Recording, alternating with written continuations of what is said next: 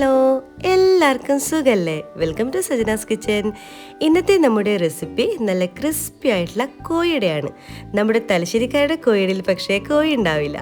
നമ്മുടെ കോഴിക്കാലിന് കോഴിയില്ലാത്തത് പോലെ തന്നെ ഇതൊരു സ്വീറ്റ് ഡിഷാണ് കേട്ടോ. വളരെ ഈസി ആയിട്ട് റെഡിയാക്കാനും പറ്റും. അപ്പോൾ വീഡിയോ ഇഷ്ടമായാൽ പ്ലീസ് ചാനലൊന്ന് സബ്സ്ക്രൈബ് ചെയ്ത് സപ്പോർട്ട് ചെയ്യണേ. ഇതിനു വേണ്ടി 1 കപ്പ് കടലപ്പരിപ്പ് അരമണിക്കൂർ വെള്ളത്തിൽ കുതിർത്തി വെക്കാം.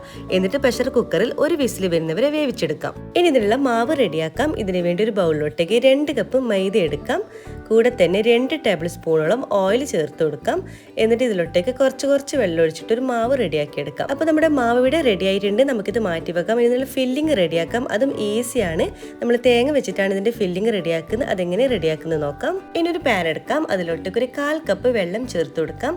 കൂടെ തന്നെ 1/2 കപ്പ് പഞ്ചസാര കൂടി ചേർത്ത് കൊടുക്കാം. നിങ്ങൾ മധുരത്തിന് ആവശ്യമായിട്ടുള്ള പഞ്ചസാര ചേർത്ത് കൊടുക്കാം. പിന്നെ പഞ്ചസാര കാരമൽ ചെയ്തെടുക്കൊന്നും വേണ്ട കേട്ടോ. ജസ്റ്റ് ഒന്ന് മിക്സ് ആക്കി കൊടുത്താൽ മാത്രം മതി. പഞ്ചസാര നല്ല മെൽറ്റായിട്ട് വന്നു കഴിഞ്ഞാൽ ഇതിൻ്റെ കൂടെ 1 കപ്പ് ചിരവിയിട്ടുള്ള തേങ്ങ ചേർത്ത് കൊടുക്കാം. തേങ്ങ കൂടി ചേർത്തിട്ട് നല്ല മണത്തിനൊന്ന് മിക്സ് ആക്കി കൊടുക്കാം. ഇനി ഇതിൻ്റെ കൂടെ 1 ടീസ്പൂണോളം നെയ്യ് ചേർത്ത് കൊടുക്കാം. നെയ്യ് കൂടി ചേർത്തിട്ട് നമ്മൾ തേങ്ങയൊന്ന് നല്ല സോഫ്റ്റായിട്ട് വരണം. അതുവരെ ഒന്ന് മിക്സാക്കി കൊടുക്കാം. അപ്പോൾ നമ്മുടെ തേങ്ങ ഇവിടെ നല്ല സോഫ്റ്റായിട്ട് വന്നിട്ടുണ്ട്. ഇനി ഇതിലോട്ടേക്ക് നമ്മൾ ആദ്യം വേവിച്ച് മാറ്റി വെച്ചിട്ടുള്ള കടലപ്പരിപ്പ് അത് ഇതിലോട്ടേക്ക് ചേർത്ത് കൊടുക്കാം. അപ്പോൾ നമ്മൾ കടലപ്പരിപ്പ് വേവിക്കുമ്പോൾ ഒന്ന് പ്രത്യേക കാര്യം ശ്രദ്ധിക്കണം കേട്ടോ. കൂടുതൽ സമയം വെന്ത് ഉടഞ്ഞു പോകരുത്. അതും കൂടി ചേർത്തിട്ട് നന്നായിട്ടൊന്ന് മിക്സാക്കി കൊടുക്കാം. ഇനി ഇതിലോട്ടേക്ക് കുറച്ച് ഏലക്കപ്പൊടി ചേർത്ത് കൊടുക്കാം. അപ്പോൾ നല്ലൊരു ഫ്ലേവർ ഉണ്ടാകും കേട്ടോ ഏലക്കപ്പൊടിൻ്റെ. അതും കൂടി ചേർത്ത് കൊടുത്തു കഴിഞ്ഞാൽ നല്ല വണ്ണൊന്ന് മിക്സാക്കി കൊടുക്കുക. ഏലക്കപ്പൊടി ഇതിൻ്റെ എല്ലാ ഭാഗത്തോട്ടും ആയിട്ട് വരണം. അപ്പോൾ നമ്മുടെ ഫില്ലിംഗ് ഇവിടെ റെഡി ആയിട്ടുണ്ട്. നമുക്ക് സ്റ്റവ് ഓഫ് ചെയ്തിട്ട് മാറ്റി വെക്കാം. ഇനി നമ്മുടെ മാവിനെ ഒരു 4 പോർഷൻസ് ആക്കിയിട്ട് എടുക്കുക. അതിൽ നിന്ന് ഒരു മാവ് എടുത്തിട്ട് ഒരു പലകയിൽ അല്പം പൊടി തൂകിയതിന് ശേഷം നമുക്കിത് തിന്നാക്കിയിട്ടൊന്ന് പരത്തിയെടുക്കാം. അപ്പോൾ ഇതുപോലെ നല്ല തിന്നാക്കിയിട്ട് തന്നെ പരത്തിയെടുക്കുക. അതിനുശേഷം ഇതുപോലെ സ്റ്റീലിൻ്റെ അടപ്പോ അല്ലെങ്കിൽ കുക്കി കട്ടറോ ഏതാണോ നിങ്ങളുടെ കയ്യിലുള്ളത് അത് വെച്ചിട്ട് ഇതുപോലെ നമ്മളിതൊന്ന് കട്ട് ചെയ്തെടുക്കണം.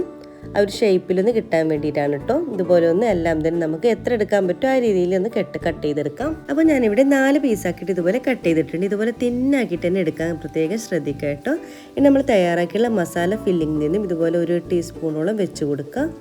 ഇതിൻ്റെ സെൻറ്റർ ഭാഗത്തായിട്ട് വെച്ച് കൊടുക്കാം. എന്നിട്ട് നിങ്ങൾ വീഡിയോയിൽ കാണുന്നത് പോലെ നേരെ സെൻറ്ററിൽ നിന്നൊന്ന് മടക്കി കൊടുക്കുക. ഏകദേശം ഒരു 3ന്റെ ഷേപ്പിൽ കേട്ടോ. ഇതുപോലെ ഒന്ന് മടക്കി കൊടുത്തതിന് ശേഷം നമ്മളതിൻ്റെ സൈഡ് ഭാഗം ഒന്ന് പ്രസ് ചെയ്ത് കൊടുക്കുക. കണ്ട വീഡിയോയിൽ കാണുന്ന പോലെ ഒന്ന് പ്രസ് ചെയ്ത് കൊടുക്കണേ. ഇതുപോലെ ഒന്ന് പ്രസ് ചെയ്ത് കൊടുക്കുക. അതിനുശേഷം നമുക്കിതിൽ വേറൊരു ഡിസൈനും കൂടി വെച്ച് കൊടുക്കുന്നുണ്ട് കേട്ടോ. ഇതുപോലെ നിങ്ങൾ ഈ ഒരു വീഡിയോയിൽ കാണുന്നത് പോലെ ഒന്ന് ഞൊറി ചെയ്ത് കൊടുക്കണം കേട്ടോ. ഇതുപോലെ ഇത് പല്ലെടുക്കാന്ന് കേട്ടോ നമ്മൾ പൊതുവേ നമ്മൾ പറയാറ് എന്തായല്ലേ. അപ്പോൾ ഇതുപോലെ നമ്മളൊന്ന് പെന്നോട്ടേക്ക് വലിക്കാതെ ഒട്ടിച്ചു കൊടുക്കുക. പിന്നെ ഒന്ന് വലിച്ചെടുക്കുക, പിന്നെ ഒട്ടിച്ചെടുക്കുക. ഒരു ഡിസൈനാണ് കേട്ടോ. നമ്മൾ പൊതുവേ സാധാരണ കോഴിയുടെ ഈ ഒരു ഡിസൈനാണ് നമ്മൾ തയ്യാറാക്കാറ്. അപ്പോൾ ഇതെങ്ങനെ പറയാമെന്നറിയില്ല. നിങ്ങൾ വീഡിയോയിൽ കാണുന്നത് പോലെ നിങ്ങൾ ചെയ്തെടുക്കുക. അപ്പോൾ ഈ ഒരു ഡിസൈൻ നമുക്ക് കിട്ടും. അപ്പോൾ ഇതുപോലെ ബാക്കി എല്ലാം തന്നെ നമുക്ക് ചെയ്തെടുക്കാം.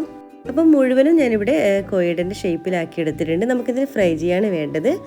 ഇനിയൊരു പാത്രം വെക്കുക. അതിലോട്ടേക്ക് ഓയിൽ ഒഴിച്ച് കൊടുത്തിട്ട് ഓയിൽ നല്ലവണ്ണം തന്നെ ചൂടാകുമ്പോൾ നമ്മൾ തയ്യാറാക്കിയുള്ള ഓരോ കോഴിയുടെയും ഇതിലോട്ടേക്ക് ഇട്ട് കൊടുക്കാം.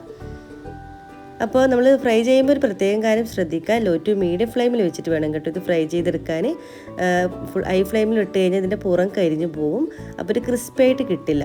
അപ്പോൾ നമ്മൾ ലോ ടു മീഡിയം ഫ്ലെയിമിൽ വെച്ചിട്ട് ഇതുപോലെ തിരിച്ച് ഇട്ട് കൊടുക്കുക. 2 ഭാഗവും ഒരു ലൈറ്റ് ഗോൾഡൻ കളർ ആകുമ്പോൾ നമുക്ക് പ്ലേറ്റിലോട്ടേക്ക് കോരി മാറ്റാം. അപ്പോൾ ഇതിവിടെ ഏകദേശം റെഡി ആയിട്ടുണ്ട്. നമുക്കിനി ഒരു പ്ലേറ്റിലോട്ടേക്ക് മാറ്റി കൊടുക്കാം. കണ്ട് എണ്ണ കുടിക്കുന്ന ഒരു പ്രശ്നമൊന്നും വരില്ല കേട്ടോ. അപ്പോൾ ഇത് നമുക്കിനി ഒരു പ്ലേറ്റിലോട്ടേക്ക് ടിഷ്യൂ പേപ്പറിലോട്ടേക്ക് മാറ്റി കൊടുക്കാം. അപ്പം ഇതുപോലെ ബാക്കി എല്ലാം തന്നെ നമുക്ക് ഫ്രൈ ചെയ്തെടുക്കാം.